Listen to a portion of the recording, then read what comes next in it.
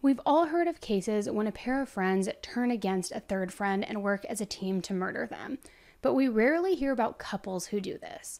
Sure, most of us are familiar with Carla Homolka and Paul Bernardo, the married couple in Canada who worked as a team to murder and essay young girls, but according to them, the reason they escalated to murder was fear of being identified by the victim and caught. There was a reason behind the murder. But what happens when a couple teams up to murder someone in such a vicious, calculated, and cruel way just to prove their love for one another? A murder with chains, broken glass in a drink, and even sexually charged activity as the murder was happening. Hey guys, I'm Elise. This is 10 to Life. Go ahead and smash that like button, smash that subscribe button, and let's get into it. 10 to Life with Elise starts right now. We are taking a quick break in today's case to have a word from our sponsor. All right, guys, where are my millennials at and where are my Gen Xers at? Let me know if you're here because this is for you. Do you remember those times when you were home during the day, either homesick from school or maybe doing housework, and you would go and you would switch on the TV around like 11 a.m. to find Maury Povich revealing DNA results to potential fathers, or Steve Wilkos interrogating a cheating partner? I can still hear the famous line like it was yesterday. You are the father. You are not the father. I mean, it's like embedded in my mind. The nostalgia is real. So wouldn't it be great if you could get access to hours and hours worth of episodes of those shows and more at any time to binge on a sick day at home or even when you're out on the go? Well, now you can with Nosy.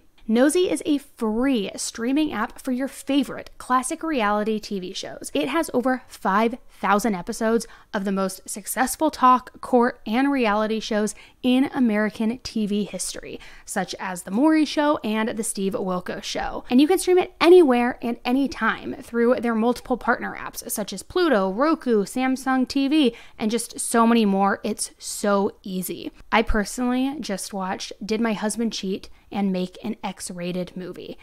And I'm telling you guys, I'm feeling all hyped up. I might go home and be mad at my husband for no reason. I'm just feeling a certain kind of way. It was good, and you guys can watch it too by using this QR code, or you can just head to Nosy and pick out any other episode that grabs your attention that you want to watch. Let me just tell you, this isn't a trick. Watch your favorite reality shows on Nosy for free by clicking the link in the description. And please let me know in the comments below which episode you watch and think that I should watch next, because I need all the recommendations. I'm trying to stack up my queue. I just need some good go-tos. So tell me what you watch and what I should watch in the comments. It is my guilty pleasure. I have no shame. Yes, please don't judge me. I am who I am. It's me. Take me for who I am, guys. All right. Thank you, Nosy, for sponsoring today's video and giving a little piece of my nostalgic, angsty teen years back. And thank you, of course, to all you viewers for understanding that sponsors are essential to the channel if we want to grow it to a place where I can deliver you more true crime all the time. Now let's jump back into today's case. You are not the father. Stacey Mitchell was born in 1990 in Dorset, England. She was part of a very close and loving family, having an older brother and 2 younger sisters. When Stacey was 10 years old, her family moved from the UK to Australia. She was described as extremely bubbly. Her father, Andy, described her as the life and soul of the house. She was very sweet, an outgoing girl, and loved to meet new people, try new things, and see new places. A few of the people that Stacey met in her teenage years were Jessica Sasanowski and Valerie Parashumti. Stacey met the two of them through a mutual friend when she was 16 years old, and they became friends even though both of the girls were a bit older in age. Jessica was 19 and Valerie was 21, and the two of them were dating and in a relationship with each other at the time Stacey met them. The couple lived a pretty alternative lifestyle. Valerie was involved in a vampire subculture and began drinking blood as early as 10 years old. First her own, then other people's. I know, guys, super weird. That's not even the weirdest part of this story. During Stacey's early teenage years, like many teens, Stacey began arguing with her parents more and more. She couldn't seem to see eye to eye with them, and on December 7th, 2006, when she was just 16 years old, she decided to run away from home. As we see in many cases, many people in the justice system will comfort parents when children run away by letting them know that teenagers running away is a fairly common occurrence, that usually they're just staying with friends and eventually they will come running home sooner rather than later, so not to be too worried about any foul play or that their child might be in any imminent danger. Stacy's parents didn't want to overreact and risk damaging their relationship with their daughter further, so they decided to give her a little bit of space to stay at her friend's house before reaching out to the authorities. But ultimately, her parents ended up reporting Stacy as missing 6 days later, on December 13th. When Stacy ran away, she felt like she just had to get out of the house and get away from her parents until things cooled down, but she wasn't really sure where to go. I mean, she was only 16 at the time, and while she knew many people, most of her friends all still lived at home with their parents, who wouldn't exactly be jumping at the idea of letting a missing minor stay with them. That's when it occurred to Stacy, why not move in with her friends Jessica and Valerie?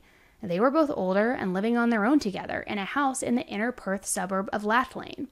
It seemed like the perfect solution. The couple also lived with another roommate, 27-year-old David Haynes. They even had an empty front bedroom that they offered to let Stacy stay in for just $20 a week.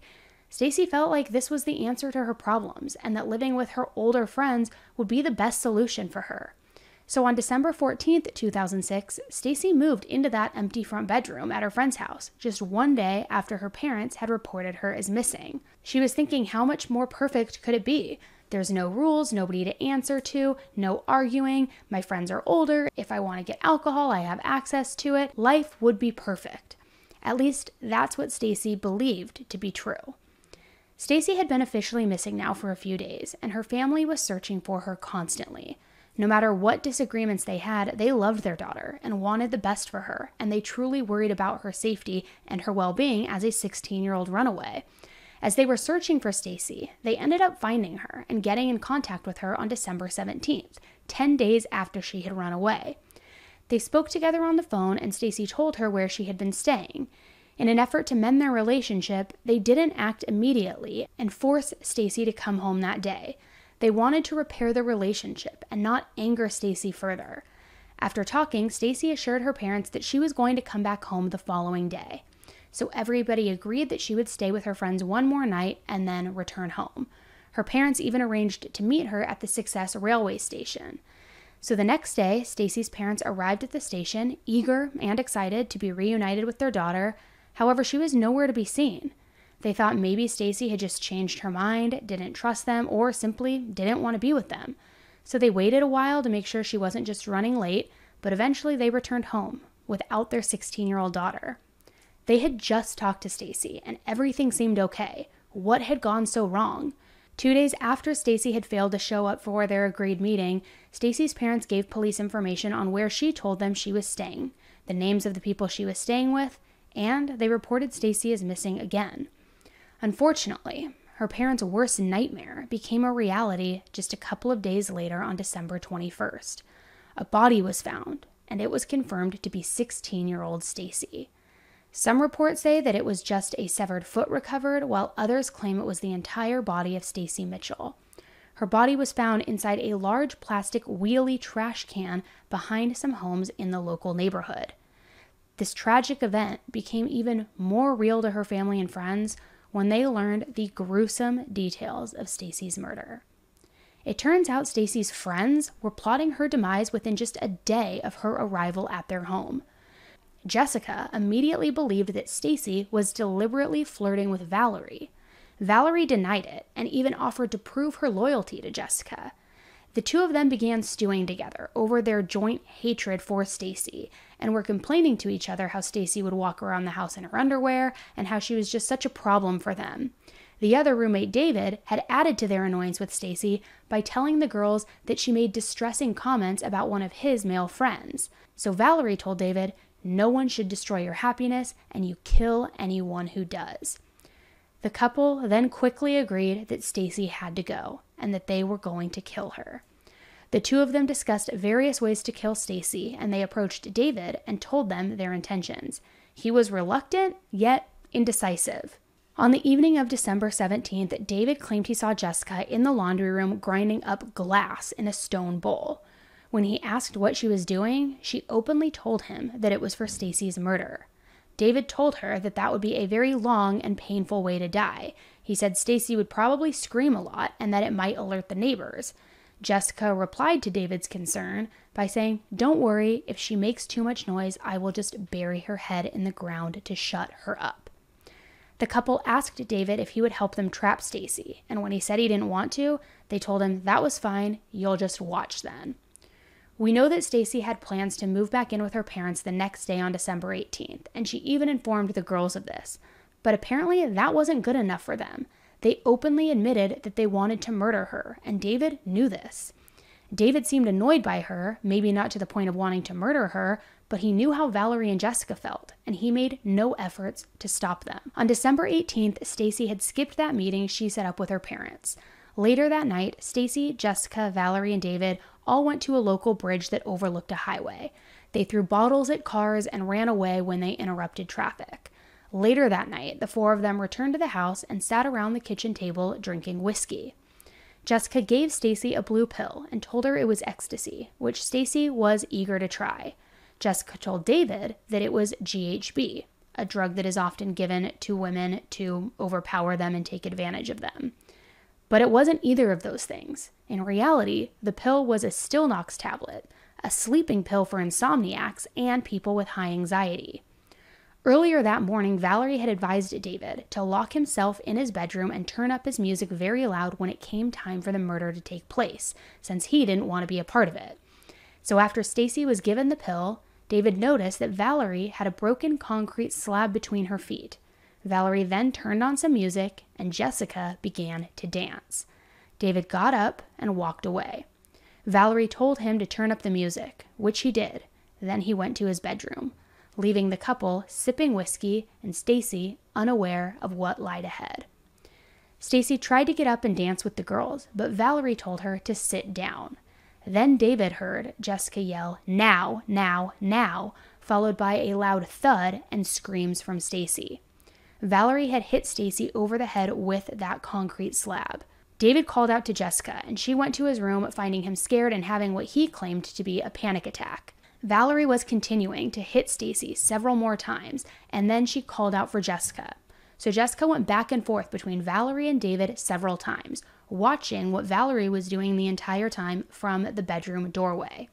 She turned the music up and down so they could either speak to each other or to drown out Stacy's cries. Stacy cried out, "Help me," but David ignored her, and at one point, Stacy crawled to his bedroom door and began to push it open. David didn't help Stacy. Instead, he forcefully shut the door. At this point, David wanted to leave, so Jessica blindfolded him with a black t-shirt. She led him past Stacy and out of the house, telling him that she would call him when it was over.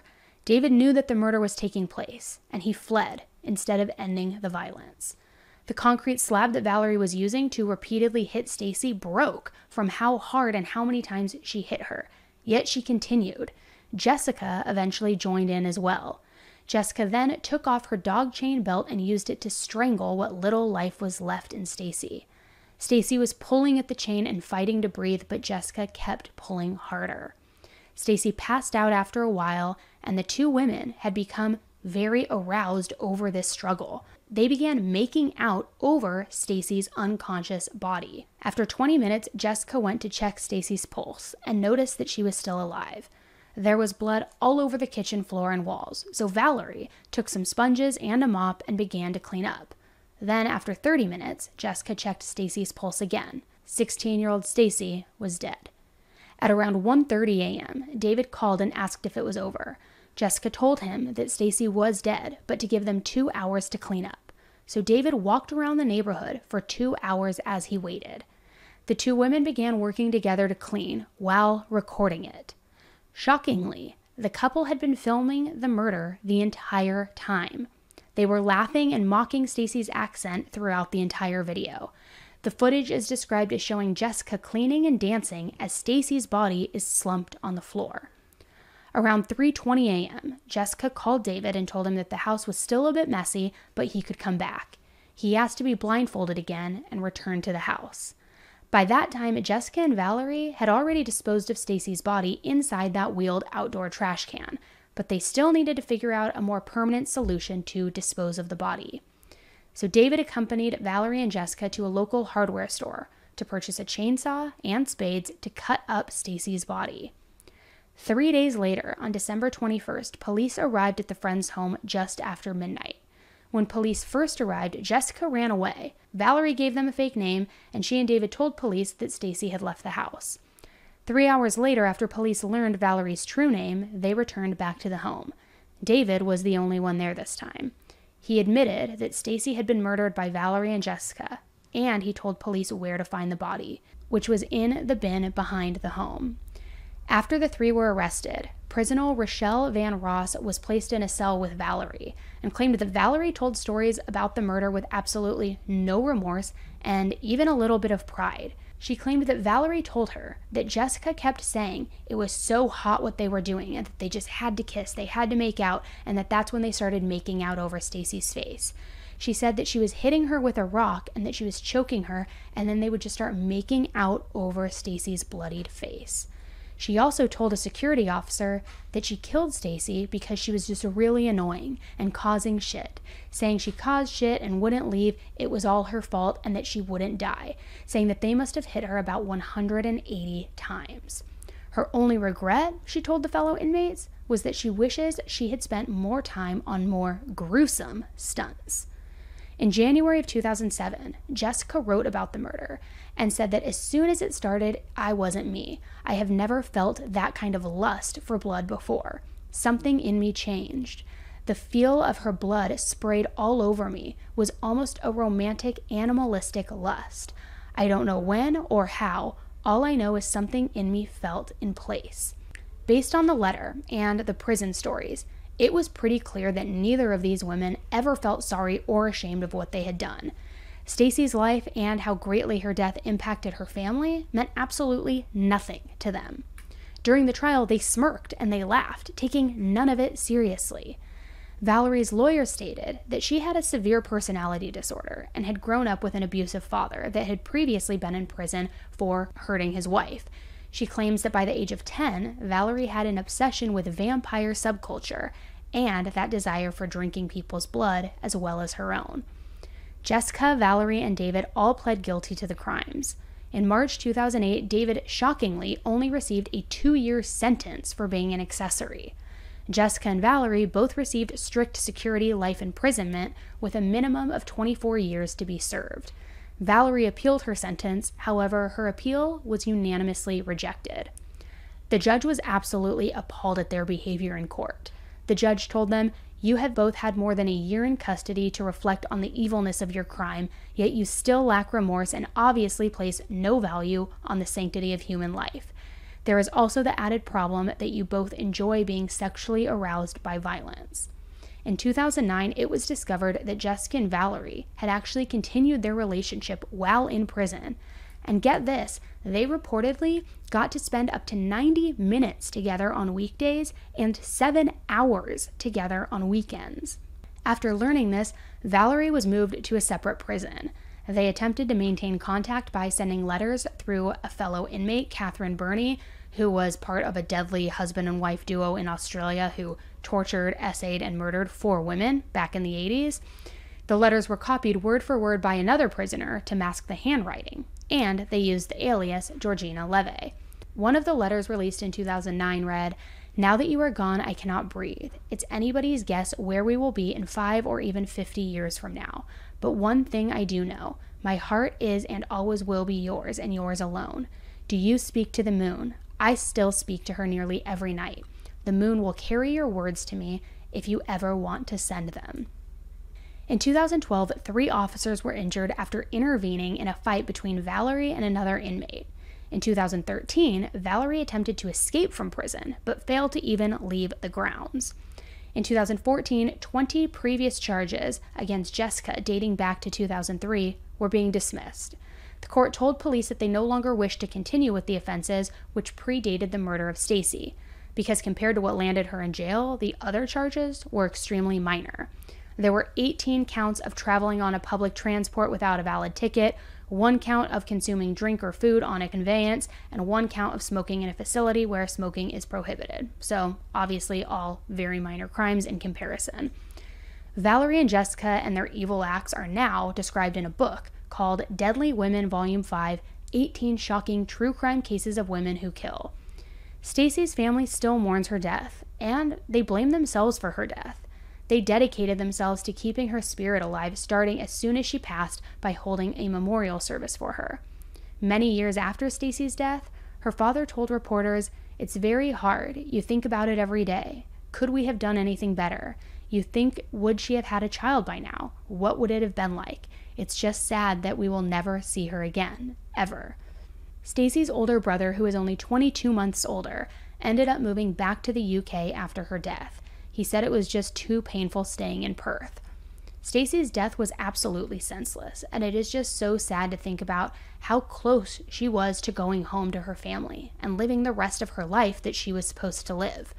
Now, pretty surprisingly, there wasn't a lot of media out there on this case. I would have figured that it would have been covered by Snapped, Love After Lockup, or whatever that show's called, but it's really hard to find videos, photos, and content on this case. And I'm really curious to know from you guys, what do you think the true motive here was? Was it truly to prove their love for one another because they thought that Stacy was trying to get in between them? Or was this a recipe from disaster from the start? Did these two people who just had such a lust for violence and felt so euphoric after violence by chance meet each other and get in a loving relationship with each other just to then come across Stacy to where it was like a recipe, where it was like the perfect recipe for disaster, to where then they were able to unleash their sick fantasies in reality because they had each other to lean on? Is that really what it was? Would it have happened to anybody, not just Stacy? Or was this because they truly had a hatred for Stacy and thought that she was getting in the way of their relationship? I can't believe that you would jump to such a gruesome, vicious murder just because you are worried somebody's trying to get in the middle of your relationship. It's my opinion that this would have happened to anybody at some point in life, because it seems like these two women just got off on this violence and this sexual buildup. So the fact that these two people found each other, it's like, what are the odds of something like that happening? Not the murder, but like the odds of two people like that finding each other. So I feel like it was just kind of, gonna happen regardless to anybody who got in their path along the way. It's horrific and truly just disgusting. The fact that they were making out over Stacy's bloody body and like getting off on this and recording it and, just so immersed in loving it. It's just truly foul. So gross. And now you have this 16-year-old girl whose life was just senselessly snuffed out by these two women with these gross perversions. It is unbelievable. And coward-ass David, who knew that this was going to go down the entire time, didn't do a thing to stop it. He, is such a delicate flower that he started having a panic attack and needed to be blindfolded to be taken out of the house. Well, if this situation affected you so deeply and it was so taxing on you emotionally, why not call the police on your 2-hour walk around while they were cleaning up? Why not call the police before it ever even happened to warn them of what the plan was? If you're so delicate that you can't even bear to be in the other room and hear it, why don't you do something about it? And look, I'm not a judge, but I just have to say, I don't believe that the punishment fits the crime here. I think that his participation, although just an accessory, I think his punishment was way too lenient for the role he played in this and the ability he had to truly stop this, to stop this 16-year-old child from being so brutally murdered. It's horrific. I also don't believe that this was rooted through jealousy and any sort of, competition they felt from Stacy, because remember, Stacy told them she was going to be moving out the very next day. So that would have been, case closed, problem solved. She's out of our hair. She's no longer an issue. I think they saw that more of, hey, now our timer is on. We only have a finite amount of time to unleash this horrific stuff on this girl together. I think that's what it was, because if it were truly about jealousy or anything like that, the problem was going to solve itself the next morning. But they didn't want that. they didn't want that. They wanted to do something else. So I just want to know, what do you guys think? Do you think this was their plan all along? Do you think that it was rooted in jealousy? What do you think? It's a horrific case nonetheless, so I appreciate you sticking with me and listening through it. Please don't forget to give this video a thumbs up on your way out, comment with your thoughts below, and subscribe to the channel if you haven't done so already. All right, guys, thanks for tuning in, and until the next one, stay safe.